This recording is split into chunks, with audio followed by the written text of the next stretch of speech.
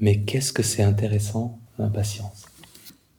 Si vous êtes dans un café, avec la bonne musique, un café bien décoré, qu'on vous a préparé un cappuccino absolument divin, et que dans ce moment parfait, vous réalisez que la personne que vous attendez a 25 minutes de retard. Tout à coup, ce moment délicieux, agréable, devient un moment insupportable. Et c'est la magie de l'impatience. L'impatience, quand elle apparaît, elle transforme un moment satisfaisant en un moment insatisfaisant. Ou un moment neutre en un moment insatisfaisant. Donc c'est une émotion qui est très intéressante parce qu'elle nous vole du bonheur et du calme. Alors évidemment, comme avec les autres émotions, c'est la curiosité qui est la chose la plus intéressante en réponse à l'impatience. Observer l'impatience, observer en particulier comment elle se manifeste dans le corps, avoir une très très grande curiosité, avant tout physique, pour les marqueurs physiques de l'impatience, et puis aussi peut-être une question qu'on peut se poser, c'est quel type d'impatience est présente. Parce que j'en vois deux. Il y en a une, on pourrait l'appeler l'impatience dentiste. Vous êtes chez le dentiste, il vous traite une carie, et vous êtes impatient de sortir de chez le dentiste. Et il y a l'impatience film conceptuel de 3h30. Vous êtes à la cinémathèque, vous regardez un film conceptuel de 3h30, et vous êtes impatient que ça se termine. Mais c'est pas du tout la même impatience. On peut utiliser le même mot parce qu'on aimerait que le temps passe plus vite dans les deux cas. Mais dans un cas, c'est une impatience de réaction à quelque chose de désagréable, et dans l'autre, c'est une envie de quelque chose de plus stimulant. Et dans mon expérience, l'impatience la plus délicate et la plus entêtante, c'est l'impatience liée à une volonté de plus d'intensité. Le film conceptuel de 3h30. Parce que elle renvoie le petit toxicomane en nous-mêmes, qui veut toujours plus d'intensité, qui veut des choses stimulantes. C'est l'impatience qui est finalement le reflet de l'envie de quelque chose d'intense et de satisfaisant, qui nous fait prendre le téléphone portable alors qu'on n'a aucune raison de le regarder, qui nous fait manger encore un morceau de chocolat alors qu'on en a déjà eu suffisamment, et finalement qui nous fait rechercher une satisfaction immédiate et qui nous rend intolérants à l'absence de quelque chose d'agréable dans notre expérience.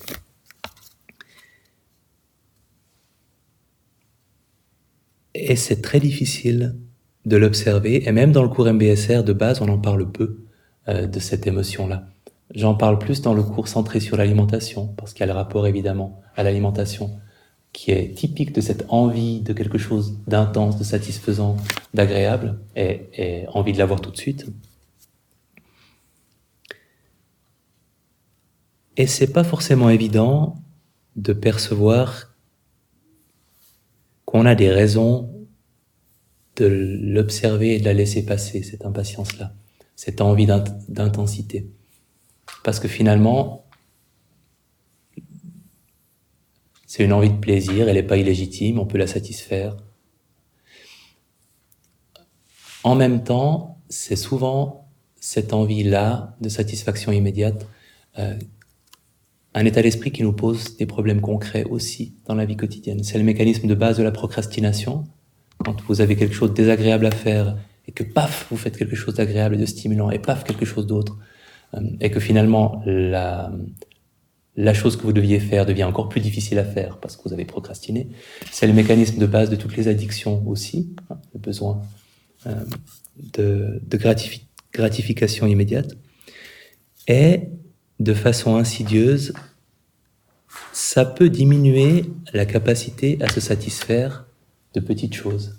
Si vous êtes constamment en état de stimulation, ou c'est le chocolat, ou c'est la bière, ou c'est la conversation avec une personne passionnante. Il peut y avoir plein de choses, la lecture d'un livre. Et si toute votre journée est construite autour de la prochaine stimulation, de la prochaine chose excitante ou intéressante, c'est une espèce de quête continue de quelque chose, ça devient plus difficile de se satisfaire de choses simples, parce qu'on s'habitue à un certain niveau d'intensité. C'est le mécanisme, en addictologie, on appellerait ça la tolérance. C'est-à-dire qu'une petite dose d'excitation, une petite dose de satisfaction ne nous satisfait plus parce qu'on s'est habitué à des intensités plus fortes. Donc si c'est cette impatience-là, c'est encore plus intéressant et c'est plus délicat, plus difficile de l'observer parce qu'elle renvoie à quelque chose de fondamental qui joue un grand rôle dans notre vie quotidienne, souvent.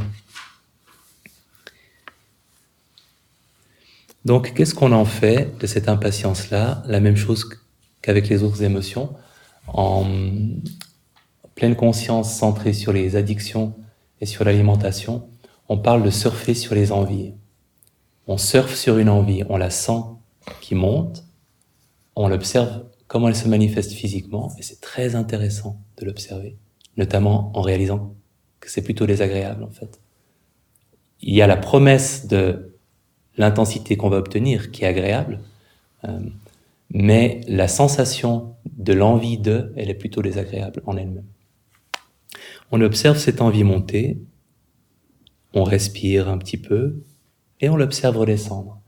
Et beaucoup de personnes qui l'ont fait avec le chocolat dans la cuisine à 11h du soir ont observé que c'était extraordinaire à quel point cette envie disparaissait vite. C'est-à-dire que c'est brûlant, ça donne l'impression que c'est urgent et qu'il faut absolument ou bien frustrer l'envie de quelque chose, lui résister, ou bien lui céder tout de suite, et qu'en fait, si on laisse la chose monter, brûler, redescendre, c'est pas très long. Et ça ne demande pas un gros effort de volonté si on surfe sur cette vague. Donc, sans savoir si c'est bien de cette impatience-là qu'il s'agissait, pour les personnes qui posent la question, on peut surfer sur l'impatience de la même manière. On peut la sentir monter, avoir une grande curiosité pour la façon dont elle se manifeste dans le corps, et la laisser redescendre. Et essayer de la connaître de plus en plus intimement avec les émotions qui nous posent problème, c'est toujours la curiosité qui nous aidera le plus. De savoir exactement ce que c'est que cette impatience, ce que c'est physiquement, ce qui se passe émotionnellement, comment votre esprit réagit à la présence de cette impatience-là. Et comme remède à l'impatience, si c'est cette envie d'intensité, une chose qui m'avait beaucoup aidé, c'était la curiosité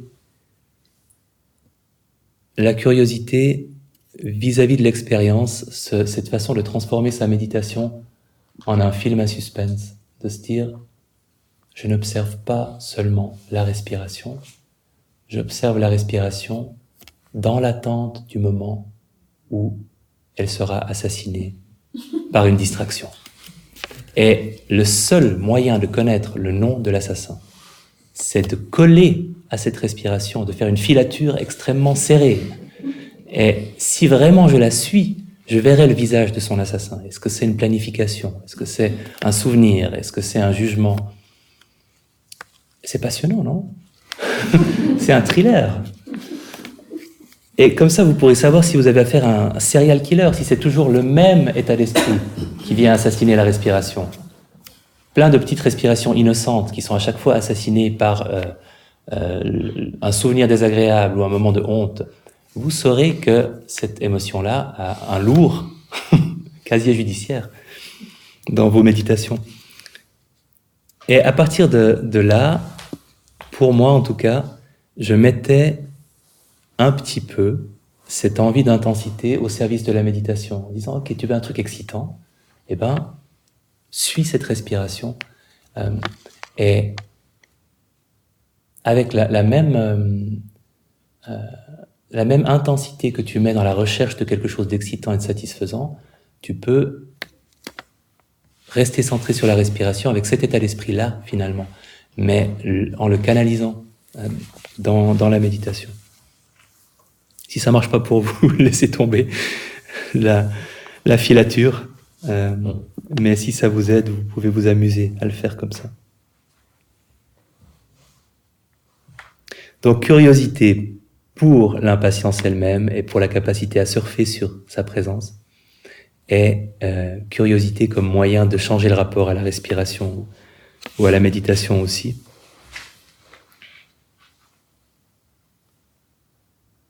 Et avec peut-être comme motivation supplémentaire